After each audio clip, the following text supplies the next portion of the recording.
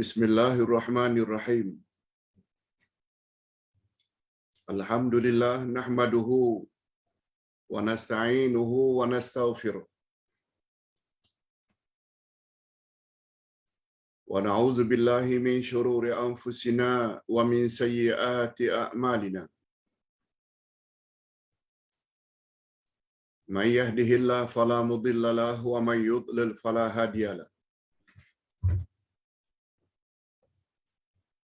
Asyhadu an la ilaha illallah wahdahu la syarika lah. Wa asyhadu anna Muhammadan abduhu wa rasuluh la nabiyya ba'dah. Allahumma salli wa sallim ala nabiyyina Muhammad wa ala alihi wa sahbihi ajma'in, amma ba'd. Hadirin dan hadirat serta para pemirsa yang saya hormati,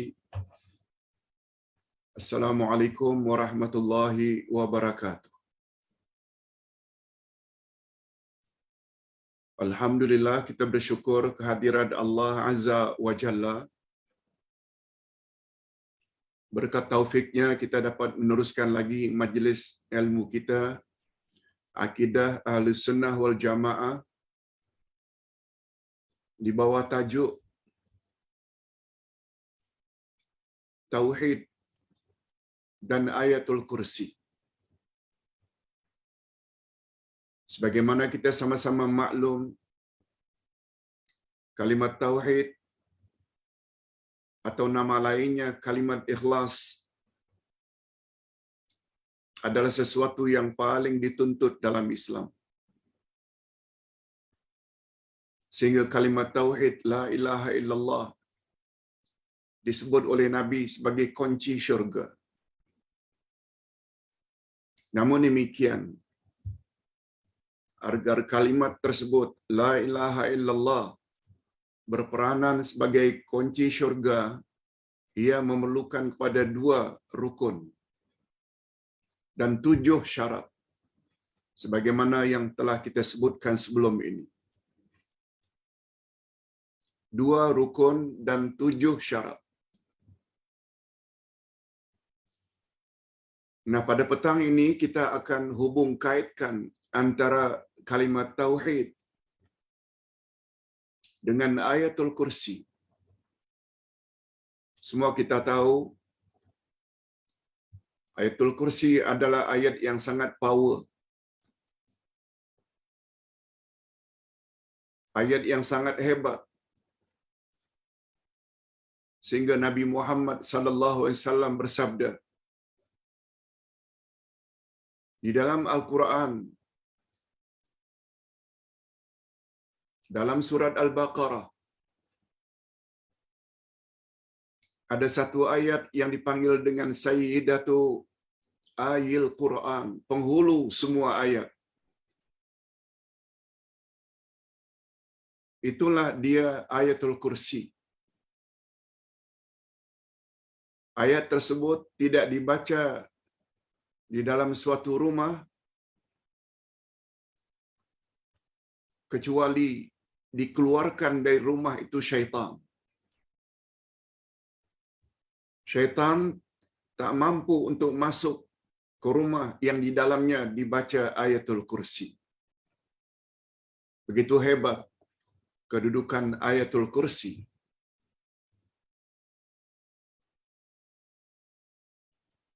Ini diperkuatkan lagi oleh Nabi Muhammad sallallahu alaihi wasallam di dalam hadisnya yang lain, yang Ustaz tidak sebut di sini.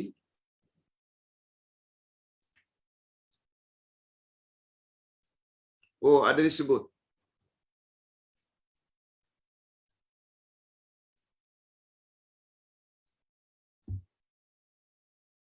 Siapa yang membaca Ayatul Kursi setiap selesai salat fardu,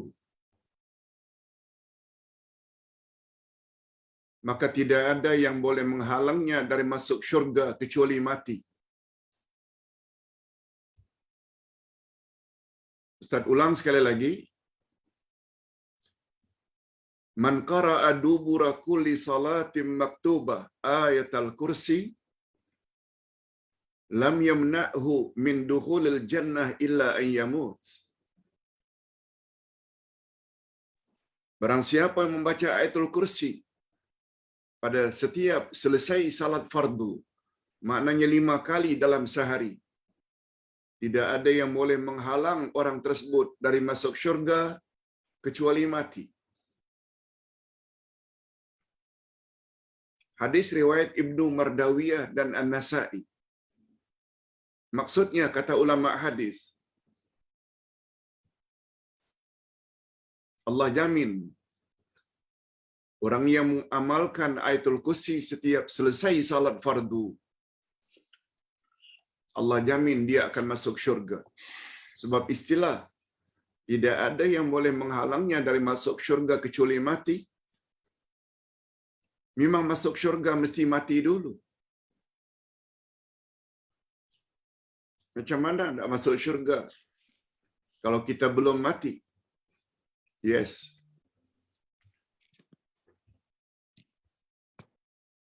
Tapi ayatul kursi yang macam mana yang boleh membawa ke syurga? Nah, ini yang menjadi pembahasan kita pada petang ini. Ayatul kursi yang macam mana? Rupanya, di dalam ayatul kursi ada 10 pembahasan. Ada 10 pembahasan.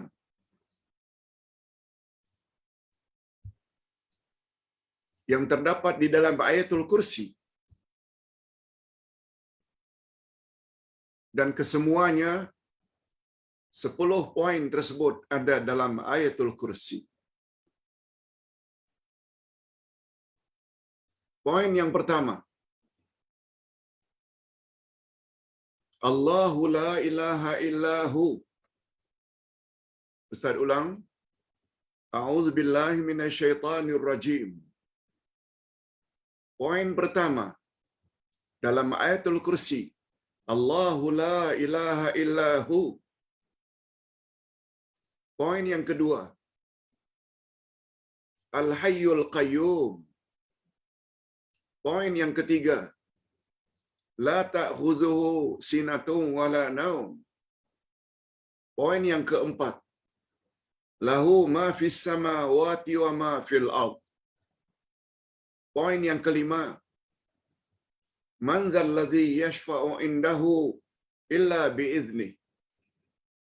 Poin yang keenam, Ya'lamu ma baina aydihim wa ma khalfahum.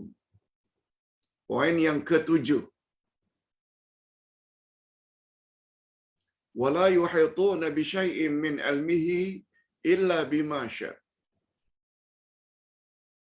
Poin yang ke-8, Wasi'a kursiyyuhu samawati wal ard. Poin yang ke-9, Wala ya'uduhu hifzuhuma. Poin yang ke-10, Wa huwal aliyyul azim.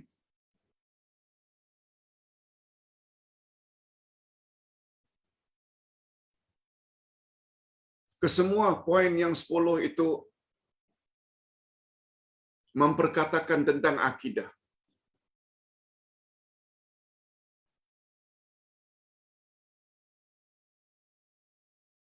Yang apabila kita penuhi dan fahami 10 poin tersebut dan menjadi akidah dan keyakinan kita,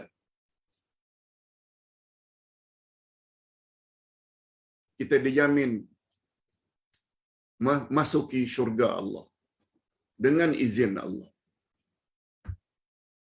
Nah, sekarang karena ceramah kita tidak melebihi dari 1 jam, begitu nasihat dari doktor, sebab tekak Ustaz agak terganggu. Kalau ingin bercakap juga, bercakaplah jangan melebihi 1 jam. kita bahas 10 poin ini dalam masa 1 jam. Kelas kita insya-Allah akan berakhir jam 6.30. Pembahasan yang pertama, Allahu la ilaha illa huwal hayyul qayyum. Artinya, tidak ada Tuhan yang berhak disembah melainkan Allah, melainkan Dia. Allahu la ilaha illahu. Allahu la ilaha illahu. Allah. Tiada Tuhan yang berhak disembah melainkan Dia. Disebut illahu karena lafzul jalalah iaitu Allah telah disebut lebih awal. Dia sama betul dengan makna la ilaha illallah.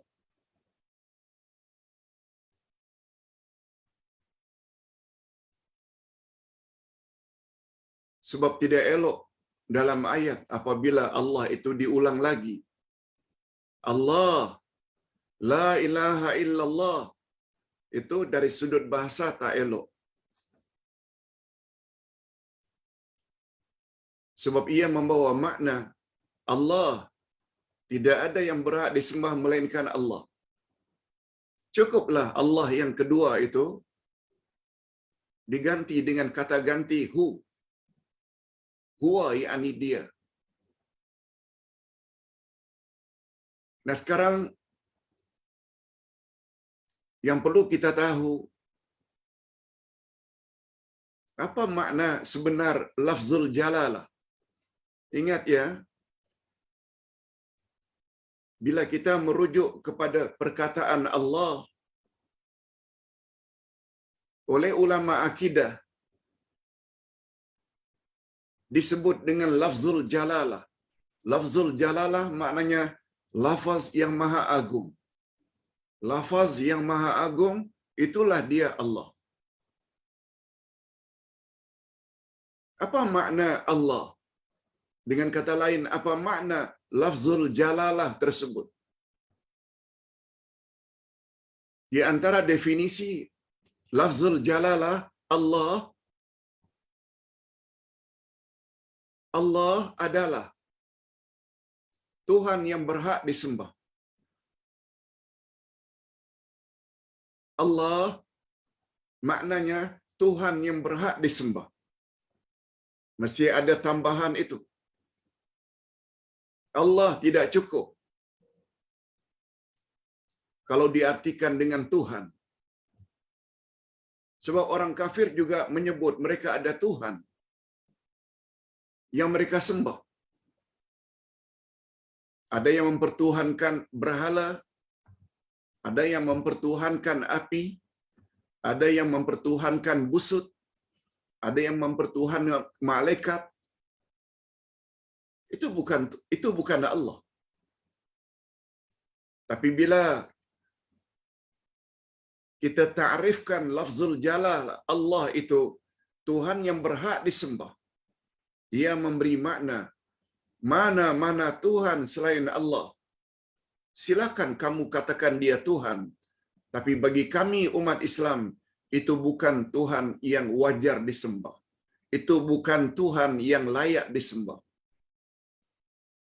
Itu sebabnya mengapa Allah diikuti dengan Allahu la ilaha illahu. Allah adalah Tuhan. Tiada Tuhan yang berhak disembah melainkan Dia. Dia itu kembali kepada Allah.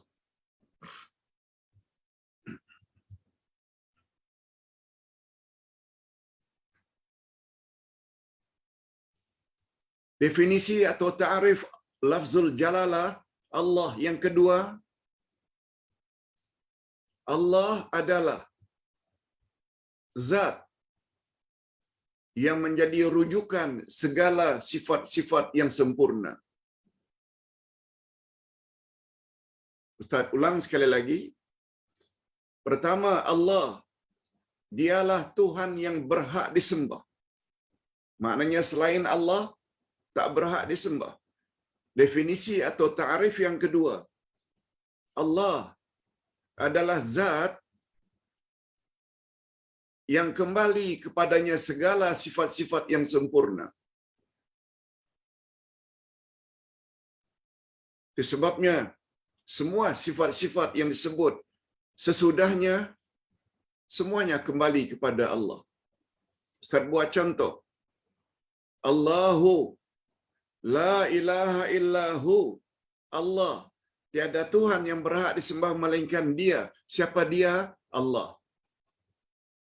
Al-Hayyu, Maha hidup Dia. Siapa yang Maha hidup itu? Allah. Al-Qayyum, terus menerus mengurus makhluk tanpa henti Dia. Siapa Dia? Allah. La ta'khuzuhu sinatun. Dia tidak mengalami ngantuk. Siapa Dia? Allah. Tidak ngantuk.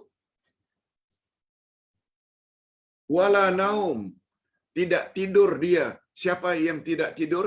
Allah. Lahu ma fis samawati wa ma fil ard. Miliknya segala yang di langit dan segala yang di bumi. Miliknya, milik siapa? Allah. Yes. Allah adalah zat yang kembali kepadanya segala sifat yang sempurna. Dia satu-satunya. Hatta Nabi Muhammad sallallahu alaihi wasallam tidak boleh dikatakan zat serba sempurna. Tak boleh. Zat yang kembali kepadanya segala sifat sempurna hanya untuk Allah. Hatta Nabi Muhammad tidak layak mendapat sifat tersebut. Kecuali bila kita katakan Muhammad adalah insan yang paling sempurna. Yes, boleh. Kalau insan, kalau zat tidak. Sebab Nabi Muhammad sallallahu alaihi wasallam memerlukan ayah dan ibu, atuk dan nenek. Nabi Muhammad tidak sempurna. Zat yang tidak sempurna. Nabi Muhammad juga pernah sakit. Nabi Muhammad juga pernah lapar. Nabi Muhammad juga pernah letih. Nabi Muhammad juga ngantuk. Nabi Muhammad juga tidur. Malah Nabi Muhammad juga wafat atau meninggal dunia. Nabi Muhammad bukan zat yang sempurna. Nabi Muhammad hanya boleh dikatakan insan yang paling sempurna. Yes.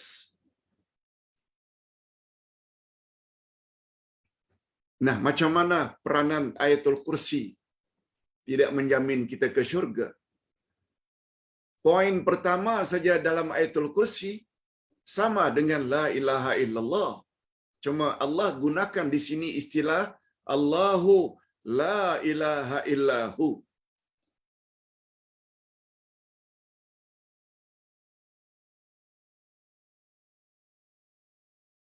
Nah, sekarang kita berpindah kepada poin yang kedua.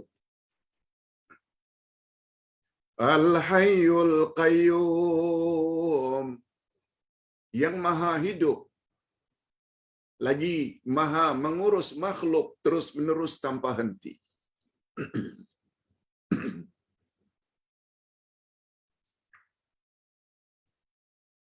Allah Subhanahu wa taala sifati atau beri dia dua nama utama.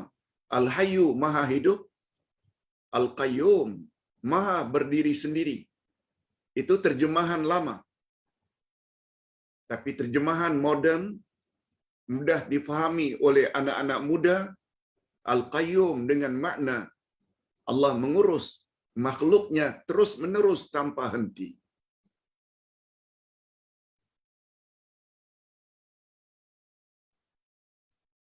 Sebagaimana kita sama-sama maklum, setiap nama Allah di dalamnya ada sifat. Nama lain, sifat lain. Al-Hayyu itu nama. Tapi sifat yang ada di dalam Al-Hayyu, hayat, hidup.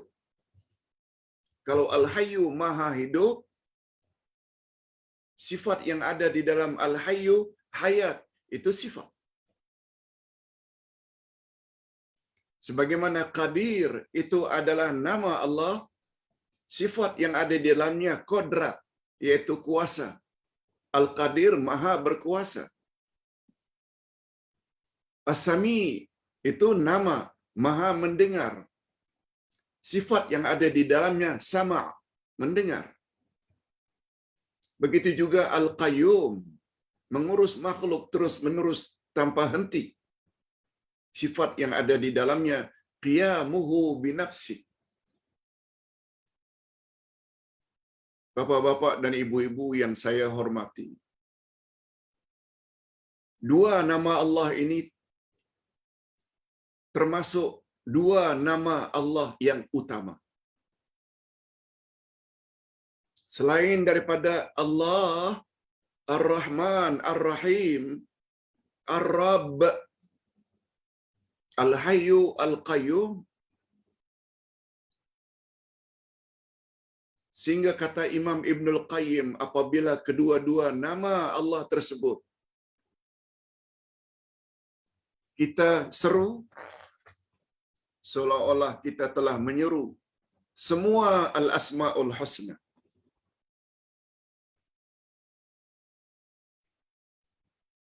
Sebab sebagaimana kita maklumi, bila kita belajar Al-Asma'ul Husna, sifat kesempurnaan bagi Allah itu ada dua. Yang dipanggil dengan sifat subutiyah, sabit pada diri Allah. Kita yakin sifat itu memang ada pada diri Allah,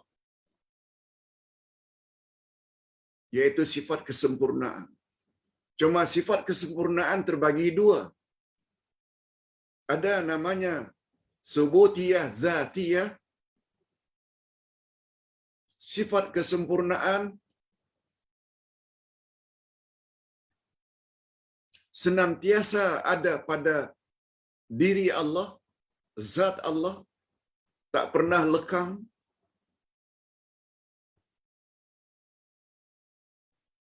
Sifat seperti itu namanya subutiyah zatiyah.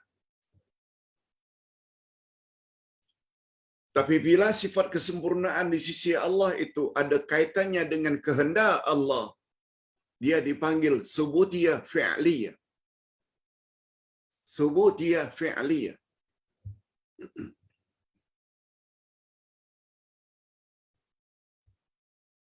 Apa maksudnya, Pak Ustaz? Subutiyah zatiyah, sifat kesempurnaan pada sisi Allah yang tak pernah lekang, tak pernah pisah dengan zat Allah, yaitu maha hidup. Betul tak sifat hidup pada sisi Allah tak pernah terlepas dari zat Allah? Subutiyah zatiyah tidak memerlukan kepada kehendak. Kalau Allah berkehendak dia hidup, maka dia hidup. Bila Allah berkehendak dia tidak hidup, lalu dia mati. No. Sifat hidup di sisi Allah senantiasa bersama zatnya.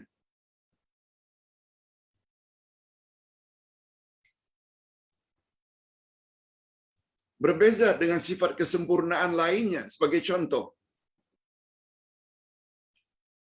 Al-Khaliq, Allah yang maha pencipta. Allah mencipta apa yang dia kehendaki. Bila dia tidak mau mencipta, dia tidak akan mencipta sesuatu. Couple yang baru kawin, mereka hanya berusaha dengan bergaul. Walaupun keinginan mereka ingin punya zuriat, bila Allah berkehendak, Allah bagi zuriat. Tapi bila Allah tidak berkehendak membagi mereka zuriat, mereka tidak akan dapat zuriat sampai akhir hayat. Allah mandulkan kedua-duanya. Itu namanya subutiyah fi'liyah. Nah, dalam hal ini, kalau al-hayyu tadi, sifat hayat, subutiyah zatiyah yang tak pernah lekang dengan sifat Allah, dengan zat Allah, maka al-qayyum, Allah mengurus makhluk terus-menerus.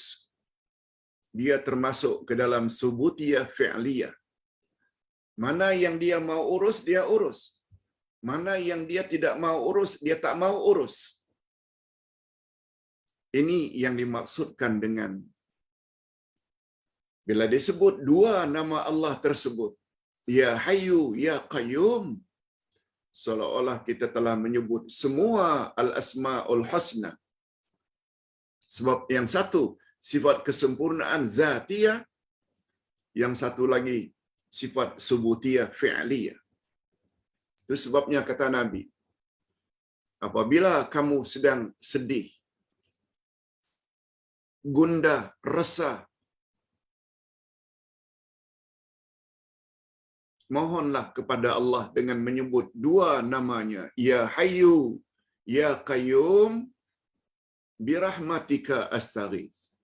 Wahai Allah yang maha hidup, wahai Allah yang mengurus makhluk terus-menerus tanpa henti, dengan berkat rahmat-Mu, aku mohon agar dilindungi dari malapetaka. Kata Nabi, bila doa tersebut dibaca ketika sedih, insya-Allah kesedihan, kegundahan, kegelisahan, tension akan segera hilang dan pergi. Sabda Nabi. Okey.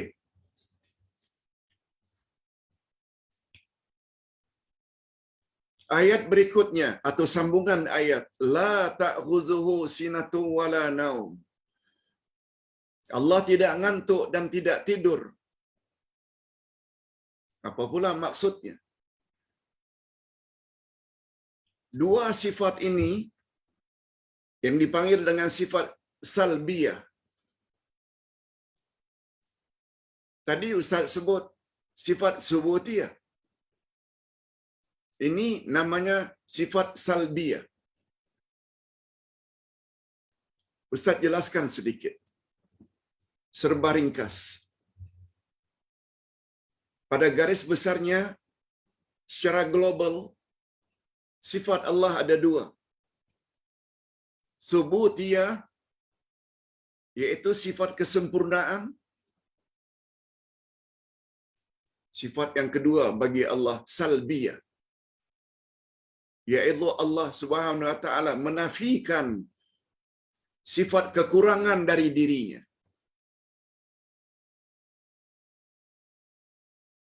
Allah Maha Adil dan Allah tidak zalim. Disebut dalam Al-Quran. Maha Adil itu subutiyah, sifat kesempurnaan. Sedangkan sifat berikutnya, dia tidak zalim. Itu maknanya Allah menafikan kezaliman dari dirinya. Allah Maha Kuat dan dia tidak pernah lemah. Kuat itu subutiyah, sifat kesempurnaan. Tidak lemah itu salbiyah. Al-Hayyu la yamut. Allah itu maha hidup. Dia tidak mati. Nah, Al-Hayyu itu sifat subutiyah. La yamut. Dia tidak mati itu salbiyah. Cuma tadi kita jelaskan, subutiyah pula terbagi dua. Ada subutiyah zatiyah, ada subutiyah fi'liyah. Kalau kita ingin mendalami lebih lanjut tentang dua sifat Allah tersebut, sila baca buku yang Ustaz tulis.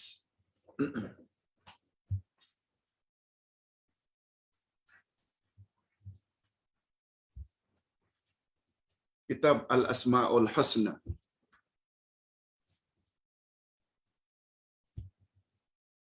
Dari awal halaman 1 hingga halaman 100. 100 muka surat membahas tentang sifat-sifat Allah.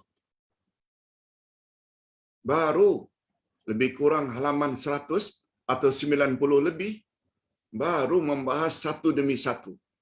Allah, kemudian Rabb, kemudian Ar-Rahman, kemudian Ar-Rahim, kemudian Al-Hayyu, kemudian Al-Qayyum, sampai 99 nama Allah.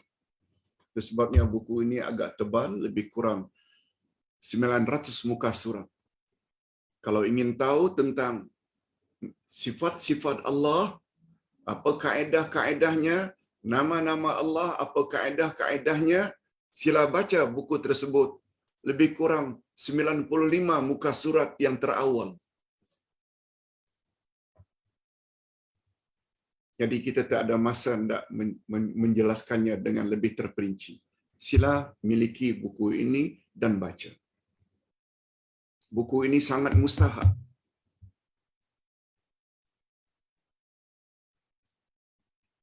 Bagaimana cara yang tepat untuk mengenal Allah. Kata Sayyidina Ali, awwaluddin ma'rifatullah. Awal-awal agama adalah mengenal Allah. Mengenal Allah menurut pahaman Ahlus Sunnah wal Jamaah ada dua. Pertama melalui Al-Asma'ul Husna, nama-namanya. Yang kedua melalui ayat-ayat Al-Quran. Itu sebabnya kita juga perlu belajar tafsir. Baru kita kenal Allah dengan pengenalan yang sebenarnya. Itu sebabnya khutbah hari Jumaat hari ini untuk wilayah persekutuan. Topiknya cukup menarik. Kemantapan akidah adalah suatu tuntutan. Akidah maknanya iman. Terutama iman pada Allah. Dan iman-iman terhadap rukun-rukun iman yang lain. Itu adalah tuntutan yang paling utama dalam Islam. Sungguh menarik konten khutbah hari ini. Baik, kita kembali kepada sifat Allah pada umumnya terbagi dua. Sifat kesempurnaan dipanggil subutiyah. Jika Allah menafikan dari dirinya sifat kekurangan, dia dipanggil dengan salbiyah. Bahasa Arab salbi maknanya negatif. Nah, apa dia yang Allah nafikan dari dirinya? Dia tidak ngantuk. La ta'khuzuhu sinatun. Dia tidak tidur wala naum. Dan kata ulama tafsir, ini menguatkan lagi betapa hebatnya makna Al-Hayyu dan Al-Qayyum. Macam mana boleh begitu Pak Ustaz? Jawabnya, hidup lawannya mati. Mati pula terbagi dua. Ada mati yang sebenar bila nyawa dicabut oleh malaikat maut. Dan satu lagi, mati sementara iaitu tidur. Allah nak menjelaskan makna maha hidupnya Allah itu, jangankan tidak berakhir dengan kematian sebenar, mati sementara pun tidak akan menimpa Allah, iaitu tidur. Jangankan tidur tidak menimpa ke atas Allah, mukaddimah tidur, ngantuk pun tidak. Secara tidak langsung juga menjelaskan makna Al-Qayyum, mengurus makhluk terus-menerus tanpa henti. Hadirin dan hadirat semua kita tahu, bila ada stor atau gudang yang dijaga oleh penjaganya, boleh kecurian. Mengapa? Barangkali jaganya ngantuk. Barangkali penjaganya tidur. Itu sebabnya gudang besar macam mana pun, bila digunakan CCTV, dia dapat lihat dari segala penjuru, insya-Allah gudang tersebut akan selamat. Padahal CCTV itu bikinan manusia. Macam mana Allah Subhanahu wa taala punya pengurusan? Bayangkanlah. Maha hebat. Okey. Dah 3 poin dah. Poin yang keempat. Lahu ma fis samawati wa ma fil ard. Miliknya segala yang di langit dan segala yang di bumi.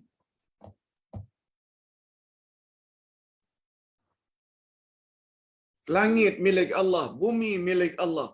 Apa yang terdapat di antara langit dan bumi, bulan, bintang, matahari, pohon-pohonan, binatang, manusia, jin, malaikat, semuanya milik Allah.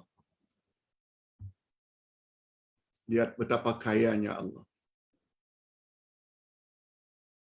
Kita banyak sedikit harta sudah disebut dengan kaya. Jangan terlalu banggalah dengan kekayaan. Apalagi jika dibandingkan dengan kekayaan Allah. Hadirin dan hadirat semua, kita tahu kekayaan yang kita miliki semuanya adalah milik Allah. Itu hanya titipan saja. Itu saja hanya amanah saja. Bukan saja apa yang kita miliki, kita ada rumah, kita ada kereta, kita ada kebun, kita ada isteri, kita ada anak, kita ada cucu. Kita katakan itu milik kita? No. Itu milik Allah. Hatta diri kita ini milik Allah. Jangankan harta yang kita miliki. Ustaz selalu gunakan istilah sebenarnya milik ini, milik pakai saja. Bukan hak milik, hanya hak pakai. Isteri kita. Bila terjadi perceraian, dia boleh kahwin dengan orang lain. Dipakai oleh orang lain. Bukan milik kita. Kita tidak boleh halang isteri yang sudah diceraikan lalu mencari suami yang lain. Kita hanya punya hak pakai saja. Itu sebabnya apabila kita mati, apa yang kita sebut? Inna lillahi wa inna ilaihi raji'un. Kita adalah milik Allah. Inna lillah. Li itu milik, kepunyaan. Kita ini kepunyaan Allah. Dan kepada Allah kita semua akan balik. Itu sebabnya bila anak kita meninggal dunia, bila ayah, ibu, isteri atau suami, uncle, auntie, cousin meninggal dunia, sedih boleh sedih, tapi jangan sampai meratap. Ya Allah, mengapa engkau ambil anak milikku? Ya Allah, mengapa engkau ambil isteri kesayanganku? Ya Allah, mengapa engkau ambil suami kesayanganku? Kita hanya mampu mengatakan inna lillah. Kita semua milik Allah. Ini dia tafsiran. Lahu ma fis samawati wa ma fil ard. Miliknya apa yang terdapat di langit dan apa yang terdapat di bumi. Malah apa yang terdapat di antara langit dan bumi, semua milik Allah.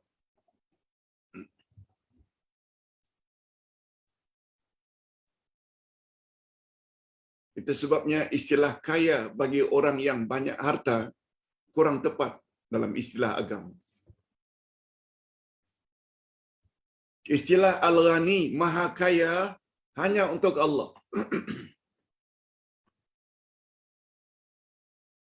Lawan Ghani, fakir. Lawan Ghani, kaya, lawannya adalah fakir. Fakir bukan miskin. Makna sebenar fakir, berhajat kepada pihak lain. Fakir maknanya berhajat pada pihak lain. Nah, kalau fakir maknanya berhajat, memerlukan pihak lain, maka ghani maknanya dia tidak memerlukan pihak lain. Dia boleh berdiri sendiri. Qiyamuhu binafsi.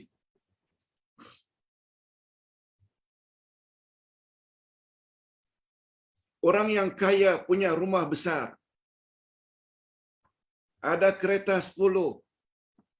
Rumahnya saja ada 20 bilik. Pembantu rumah saja ada 5 orang. Ada driver 3 orang. Ada gardener yang menjaga dan mengurus landscape atau kebun rumahnya. Itu bukan orang kaya. Sebab dia memerlukan driver. Itu makna fakir.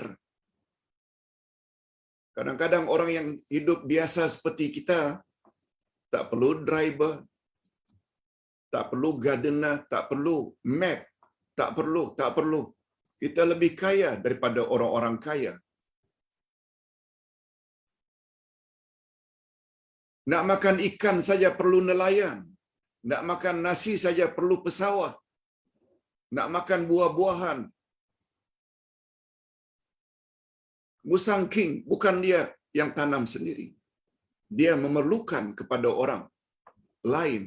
Itu namanya fakir. Itu sebabnya istilah kita dia orang kaya. Dialah sebenarnya orang yang paling fakir sebab dia memerlukan segala-galanya. Perlu driver, perlu map, perlu. Gimana letaknya kaya? Yang layak mendapat gelaran kaya Allah, sebab dia tidak perlu kepada siapa. Dia tak perlu kepada ayah, tak perlu kepada ibu, tak perlu kepada atuk, tak perlu kepada anak, tak perlu kepada cucu, tak perlu kepada isteri. Macam itu kalau kita ingin mengenal Allah.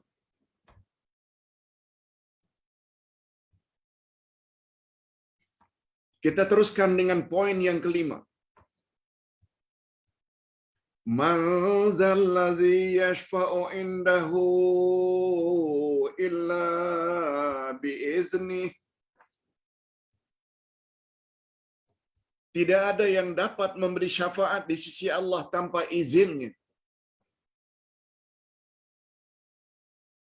Ustaz jelaskan sedikit. Apa maksudnya? Allah menyatakan di akhirat nanti tidak ada syafaat. Syafaat maknanya pertolongan. Kecuali dengan izin Allah. Untuk pengetahuan kita, bila kita dah belajar buku Akidah Ahlussunnah wal Jamaah jilid 2, ada bab syafaat.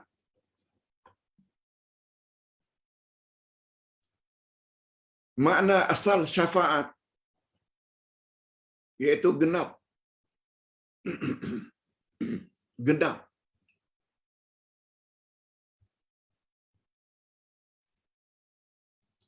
Lawan daripada syafa' adalah witir. Al-witru, ganjil. Satu. Sebabnya Nabi Muhammad sallallahu alaihi wasallam bersabda, "Innallaha witrun yuhibbul witr." Allah itu ganjil. Maknanya esa, tunggal. Dia suka kepada yang ganjil-ganjil. Itu sebabnya bila kita bertasbih 33, selalu bilangannya genap. Bila kita berpuasa, makanlah kurma ketika berbuka dalam bilangan ganjil. 1 atau 3 atau 5. Allah suka. Lawan al-witr ganjil adalah syafa'. Syafa' maknanya genap.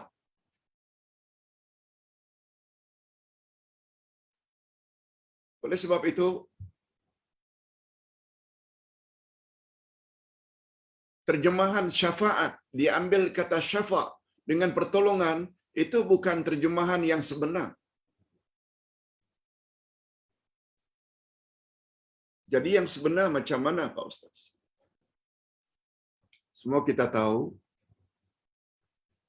bila dibangkit dari kubur nanti pada hari kiamat, betul tak kita seorang diri? Seorang diri. Hidup di sana nafsi-nafsi, individu-individu. Yang paling menolong kita adalah amal kita sendiri. Kita tidak ada kawan di sana. Bahasa kita selalu sebut hidup di sana nafsi-nafsi.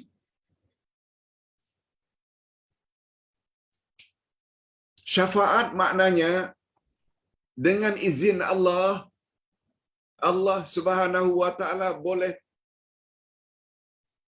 izinkan seseorang untuk menolong kita di akhirat. Jadi kita yang tadinya sebatang kara, seorang diri, tiba-tiba datang Nabi Muhammad sallallahu alaihi wasallam atas arahan Allah untuk menolong kita. Betul tak yang akhirnya daripada satu yang akhirnya jadi dua, ini namanya genap. Perbuatan inilah yang dinamakan syafaat, yang kita artikan dengan bahasa bebas pertolongan Rasulullah. Kadang-kadang datang kita punya puasa. Kadang-kadang datang Al-Quran dengan izin Allah. Sebabnya kata Nabi dalam hadis sahih, Al-Quran dan puasa dapat memberi pertolongan kamu atau memberi kamu syafaat di akhirat nanti. Kita yang tadinya keseorangan, datang Quran kita. Yang kita banyak baca, yang kita jadikan panduan. Datang puasa kita, ini namanya syafaat. Datang Nabi Muhammad, atau terserah siapa yang Allah izinkan. Mungkin malaikat untuk menolong kita. Itu makna syafaat. Sehingga kita terjemahkan dalam bahasa bebas, pertolongan.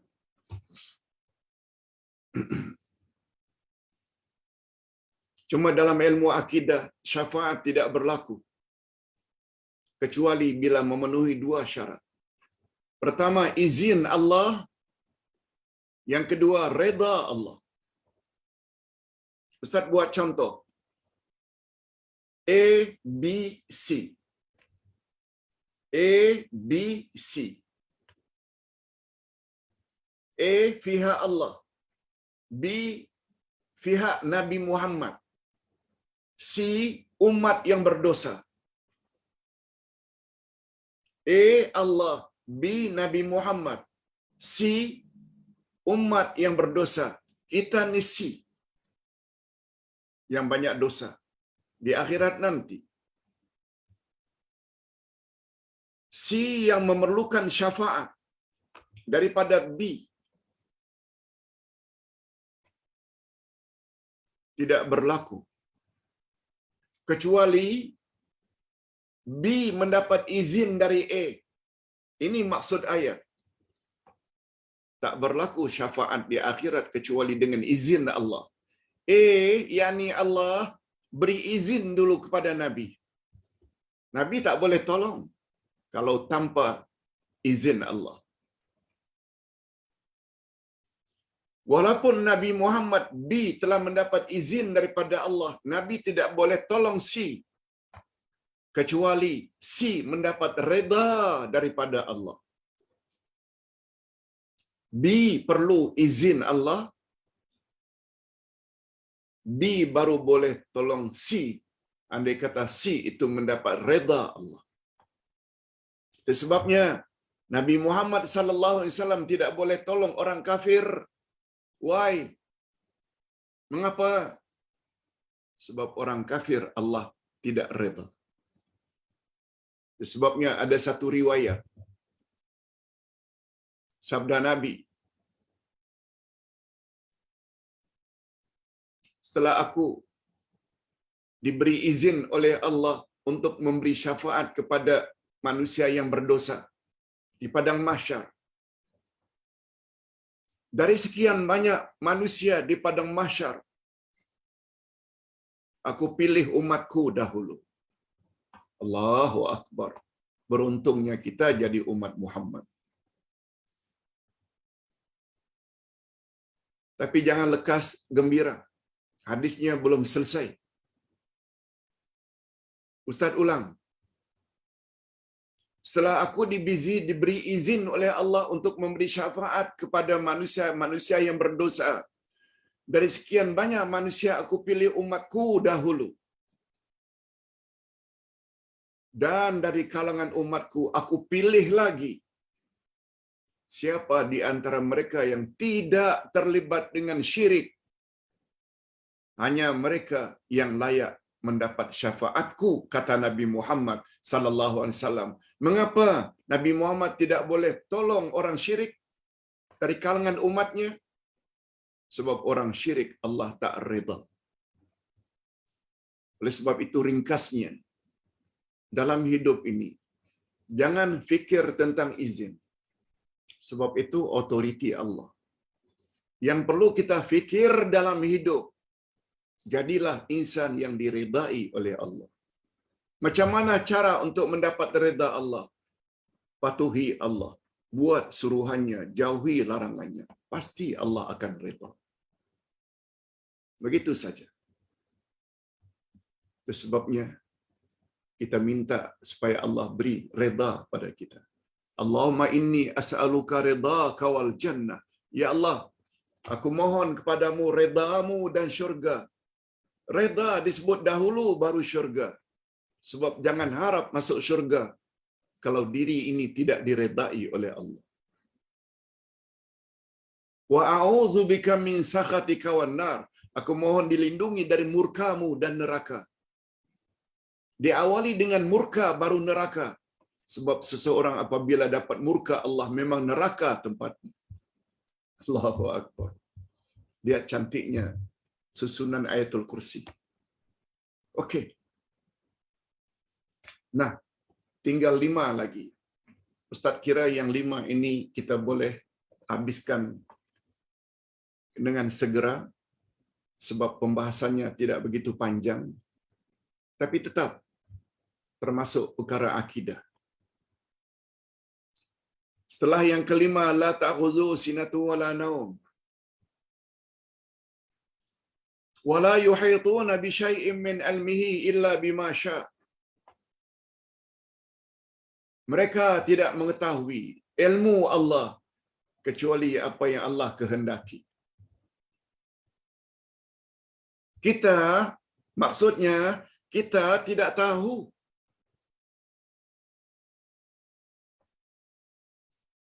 Tak tahu apapun kecuali apa yang Allah kehendaki. Kita tak tahu syurga. Kita tak tahu neraka. Kita tak tahu siapa yang layak masuk syurga, siapa yang layak masuk neraka. Kita tak tahu tentang kehidupan setelah mati. Sejak alam kubur lagi. Ada azab kubur, ada siksa kubur, ada nikmat kubur. Ada titian siratal mustaqim. Semua itu kita ketahui melalui lisan Nabi Muhammad sallallahu alaihi wasallam. Karena Allah yang beritahu kepada Nabi melalui Al-Quran. Kemudian Nabi explain. Itu maksudnya. Kita sebenarnya tak tahu apa-apa kecuali apa yang Allah telah beritahu. Itu sebabnya mukminin, mukminat perlu banyak tahu tentang Al-Quran. Perlu banyak tahu tentang hadis Nabi. Jangan Quran dibaca saja tapi tidak tahu tafsirannya. Jangan hadis Nabi hanya dibaca tapi tak tahu maknanya. Macam mana hendak dijadikan itu pedoman bila tak faham?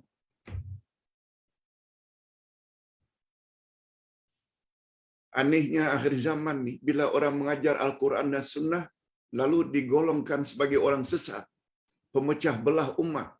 Na'udzubillahi min dzalik. Itu yang Ustaz sebutkan pagi tadi. Budi al-Islamu ghariban wa sayaudu ghariban fatuba lil ghuraba. Islam muncul mula-mula dianggap aneh dan ganjil. Pada akhir zaman nanti, Islam juga akan dianggap ganjil dan aneh. Beruntunglah orang-orang yang dianggap ganjil tersebut. Ketika Nabi ditanya, siapa orang yang dianggap ganjil tapi beruntung? Ya Rasulullah, mereka yang senantiasa berpegang kepada kebenaran. Walaupun manusia di sekitarnya penuh dengan maksiat dan bid'ah, mereka tetap berpegang pada sunnah walaupun di persekitarannya penuh dengan bid'ah. Mudah-mudahan kita termasuk dalam golongan itu. Apalagi Nabi sampai memberi jaminan dalam hadis dalam kitab Al-Muwatta dari Imam Malik. Aku tinggalkan dua pedoman untuk mewahai umat. Selagi kamu berpegang teguh, kamu tak akan sesat selama-lamanya. Quran dan sunnahku. Tapi anehnya, bila kita mengajar Quran dan sunnah, kita dikatakan sesat. Na'udzubillahi min dzalik. Kemudian poin yang ketujuh, ya'lamu ma baina aydihim wa ma khalfahum.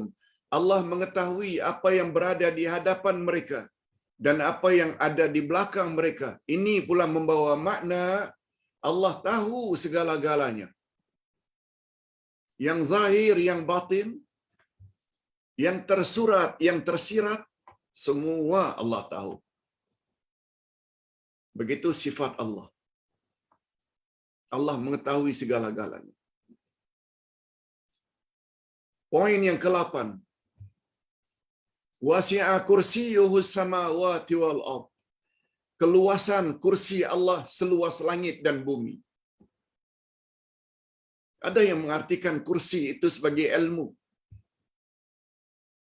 Tapi salafus saleh, yaitu dari kalangan sahabat tabi'in dan tabi'in, mereka yang hidup 3 kurun pertama, mengartikan kursinya, yaitu kursi Allah, dengan kursi yang sebenar-benar kursi. Segala yang Allah sifatkan dirinya, Allah ada wajah, Allah ada tangan, sebagaimana tersebut dalam Al-Quran. Mereka artikan apa adanya. Memang Allah ada wajah, memang Allah ada tangan, tapi wajah dan tangan Allah tak sama dengan tangan dan wajah makhluk. Selesai, jangan bahas. Begitu juga kata mereka, kursi Allah itu seluas langit dan bumi. Kursi Allah. Jangan ditanya macam mana kursi Allah. Yang pasti, kursi Allah tak sama dengan kursi makhluk. Selesai masalah. Wala ya'uduhu hifzuhuma. Tidak berat bagi Allah untuk mengurus kedua-duanya. Wala ya'uduhu hifzuhuma. Allah tidak merasa berat memelihara kedua-duanya. Kedua-duanya ini kembali kepada langit dan bumi. Bagi Allah tidak ada beratnya. Menunjukkan betapa hebatnya pentadbiran dan pengurusan Allah. Tidak berat bagi Allah. Lalu diakhiri dengan wahwal aliyul azim. Dan dia, yakni Allah, poin yang ke-10, maha tinggi lagi maha agung. Kata ulama tafsir, setiap nama Allah disebut pada penghujung ayat, ia memberi isyarat tentang konten ayat itu secara keseluruhan. Mengapa Allah akhiri ayatul kursi wa huwal aliyul azim, dan dia maha tinggi lagi maha agung? Padahal juga boleh kalau mau disebut wa huwas samiul basir, dia maha mendengar lagi maha melihat. Wa huwal alimul hakim, dia maha mengetahui lagi maha bijaksana. Tapi Allah tidak gunakan istilah itu. Tapi Allah gunakan namanya Al-Ali, maha tinggi. Al-Azim, maha besar, maha agung. Mengapa? Coba kita tengok. Poin yang pertama, Allah. Tidak ada Tuhan yang berhak disembah melainkan Dia. Hebat tak? Tinggi tak kedudukannya? Agung tak Dia? Hanya Dia saja yang berhak disembah. Al-Hayyul Qayyum, maha hidup Dia, tidak berakhir dengan kematian. Al-Qayyum, mengurus makhluk terus-menerus tanpa henti, walau sesaat. Hebat tak pengurusannya? Dia tidak ngantuk, dia tidak tidur. Hebat tak? Miliknya segala yang di langit dan yang di bumi.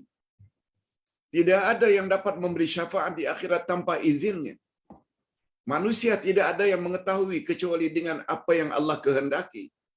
Allah mengetahui apa yang ada di hadapan dan yang ada di belakang. Keluasan kursinya seluas langit dan bumi. Tidak berat bagi Allah mengurus langit dan bumi. Lalu ditutup dengan sungguh Dia maha tinggi lagi maha agung.